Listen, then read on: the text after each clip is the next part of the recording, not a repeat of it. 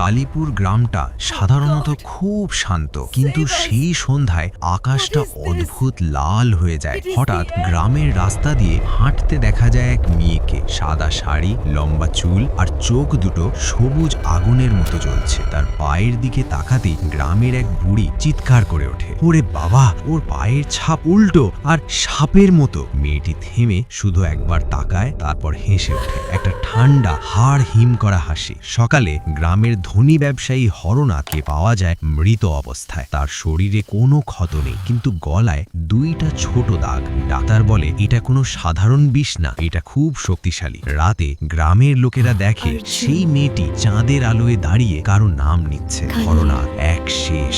রবি, গ্রামের সবচেয়ে সাহসী ছেলে, ঠিক করে সত্যটা জানবে। সে রাতে জঙ্গলে যায়। হঠাৎ সে দেখতে পায় এক বিশাল সাপ, যার মাথা মানুষের। নাগিনী ফিসফিস করে, তুমি কেন এসেছো? পরদিন শুধু রবির ছেঁড়া জামা পাওয়া যায়। গ্রামের পুরনো পুরোহিত সব খুলে বলে, 10 বছর আগে এই জঙ্গলে এক নাগিনী আর তার সঙ্গী থাকতো। কিছু লোভী মানুষ তাদের মেরে ফেলে তাদের রত্ন চুরি করার জন্য। লোকেরা ভয়ে কাঁপতে থাকে, কারণ মৃতদের তালিকায় সেই লোকগুলোই আছে। দিনে মেয়েটি গ্রামের মধ্যে ঘোরে, নাম বলে মায়া। সে সবার সঙ্গে কথা বলে, হাসে, যেন কিছুই হয়নি। কিন্তু রাতে এক শিশু দেখে তার শরীর লম্বা হতে থাকে, চোখ জ্বলতে থাকে, আর সে বিশাল এক কালো সাপে পরিণত হয়। শিশুটি ভয় পেয়ে অজ্ঞান হয়ে যায়। গ্রামে রাত নামলেই চিৎকার শোনা যায়। ঘরের দরজা বন্ধ করেও কেউ নিরাপদ না। এক পরিবার পুরোপুরি উধাও হয়ে যায়। শুধু মাটিতে সাপের আঁকা বাঁকা দাগ। লোকেরা গ্রাম ছাড়তে শুরু করে। সোহেল পুরনো নথি ঘেঁটে দেখে, যারা মারা যাচ্ছে তারা সবাই সেই ঘটনার সঙ্গে জড়িত ছিল।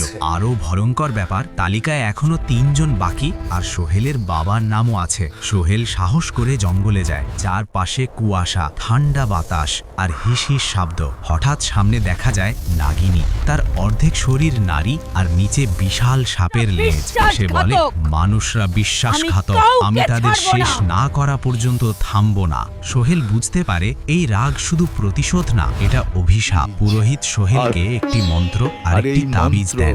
এটাই একমাত্র উপায় তার আত্মাকে শান্ত করো। রাতে ভয়ঙ্কর ঝড়ের মধ্যে সোহেল নাগিনীর সামনে দাঁড়ায়। নাগিনী আক্রমণ করে, তার চোখ থেকে আগুনের মতো আলো বের হয়, চারদিকে গাছ ভেঙে পড়ে। সোহেল মন্ত্র পড়তে থাকে, কিন্তু নাগিনীর শক্তি এত বেশি যে মাটি ফেটে যেতে থাকে। শেষে সোহেল চিৎকার করে বলে, তোমার সঙ্গীকে যারা মেরেছে তারা প্রায় সবাই মারা গেছে, নির্দোষদের ছেড়ে দাও। নাগিনী থেমে যায়, তার চোখে জল আসে। সে ধীরে বলে, আমি আর থামতে পারি না, এই অভিশাপ আমাকে বেঁধে রেখেছে। সোহেল নিজের প্রাণের শক্তি দিয়ে তাবিজ ভেঙে দেয়। এক বিশাল আলো ছড়িয়ে পড়ে। নাগিনী চিৎকার করে, তারপর ধীরে ধীরে মানুষের রূপে ফিরে আসে। তার চোখ বন্ধ হয়ে যায় আর সে অদৃশ্য হয়ে যায়। ঝড় থেমে যায়, সব কিছু শান্ত হয়ে যায়। কিন্তু কয়েকদিন পর এক শিশু জঙ্গলের পাশে খেলা করতে গিয়ে দেখে একটা ছোট সাপ তাকে তাকিয়ে আছে। তার চোখ দুটো সবুজ, আর দূরে একটা পরিচিত হাসির শব্দ ভেসে আসে। নাগিনী কি সত্যি শেষ,